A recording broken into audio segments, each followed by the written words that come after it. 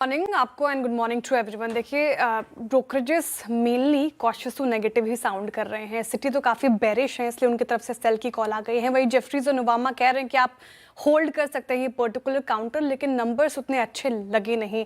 जो आपने मेंशन किया like to like same store sales growth जो है वो अनुमान से काफ़ी कम है। 5.6% रही तो काफ़ी ग्रोथ यहाँ पर सीमित नज़र आ रही है। Revenue growth 13% year on year basis पे रही, वो भी एक्सपेक्टेशन से काफ़ी कम। और सभी ब्रोकरेजेस मान रहे हैं कि मार्जिन्स, ये पॉजिटिव सरप्राइज था।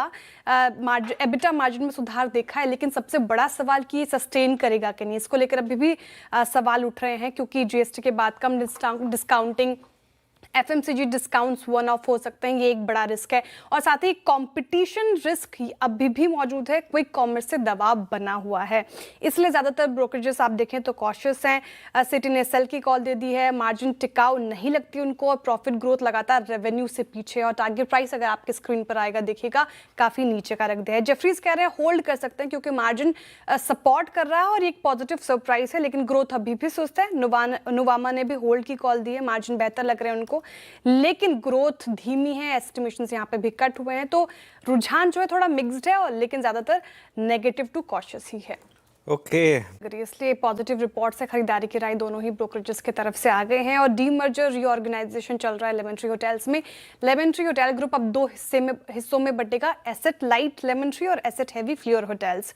वॉबर्ग पिनकस की वापसी, वॉबर्ग पिनकस फ्लियोर होटल्स में स्ट्रेटेजिक इन्वेस्टर बनेगा। इससे होगा क्या, तो डीमर्जर से high growth, high return on capital employed और एसेट लाइट बिजनेस की वैल्यू खुलेगी, बैलेंस शीट इंप्रूव होगा, यहाँ पर ग्रोथ विजिबिलिटी जाहिर तौर पर और अच्छी होगी।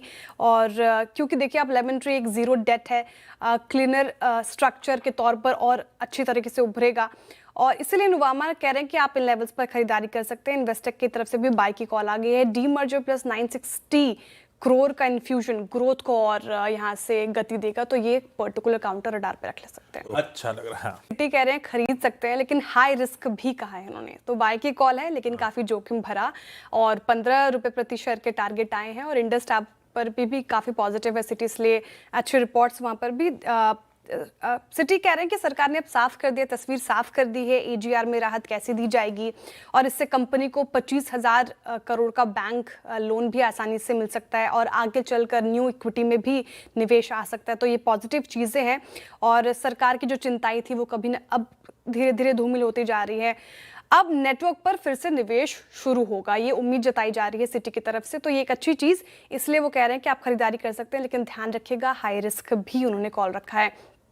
इंडस टावर पर जाहिर तौर से सिटी बुलिश हो जाते हैं, क्योंकि वो कह रहे हैं कि वोडाफोन आइडिया को राहत मिलने से सबसे बड़ा फायदा इंडस टावर को होता हुआ दिखेगा, भरोसा और बढ़ेगा यहाँ पर। और सिटी का मानना है कि 2026 में डिविडेंड दोबारा शुरू हो सकता है, Q4 में नतीजों के साथ हो सकता है कि इंडस टावर डिविडेंड भी अनाउंस करे, इसलिए आप खरीदारी कर सकते हैं। और 515 के टारगेट प्राइस आए हैं, तो ठीक ठाक अपसाइड पोटेंशियल भी नजर आ रहा है।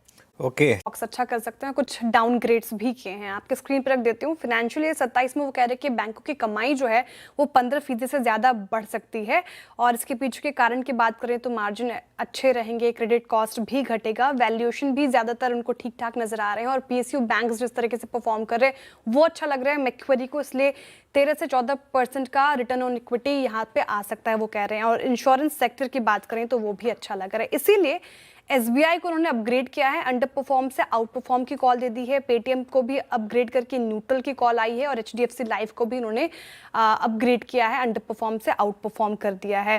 साथ ही एसबीआई लाइफ पर भी आउट परफॉर्म की कॉल आई है, लेकिन डाउनग्रेड किया है बंधन बैंक को, यहाँ पे अंडर परफॉर्म की कॉल आ गई है, टारगेट प्राइस भी थोड़ा कट किया है। एसबीआई कार्ड्स को न्यूट्रल से अंडर परफॉर्म कर दिया, तो ये कुछ काउंटर्स आप रडार पर रख सकते हैं। रखिए सारे